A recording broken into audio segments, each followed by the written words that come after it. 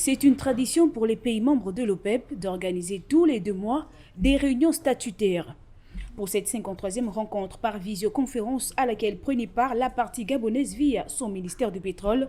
la réunion a statué sur la situation actuelle du marché pétrolier mondial et de ses perspectives à court terme.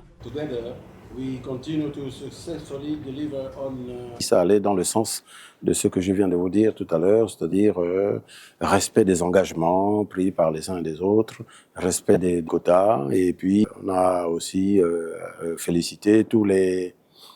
membres de l'OPEP qui ont volontairement décidé de réduire leur niveau de production de manière à maintenir justement une certaine stabilité au niveau des prix. Président de la conférence des ministres du pétrole pour l'exercice 2024, Marcel Abeke a, au nom de l'ensemble des membres de l'organisation, salué l'engagement de la République d'Irak et de la République de Kazakhstan pour leur conformité totale. Il a également salué l'annonce de la Fédération de Russie selon laquelle ces ajustements volontaires au deuxième trimestre 2024 seront basés sur la production plutôt que sur les exportations. Ce qui se passe, c'est que pour éviter qu'il y ait surproduction, donc risque de chute de prix, il faut faire en sorte qu'il y ait des quotas, que des quotas puissent être respectés par les uns et les autres. Et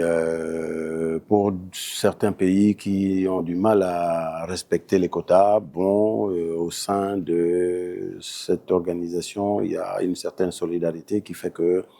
les plus gros producteurs essaient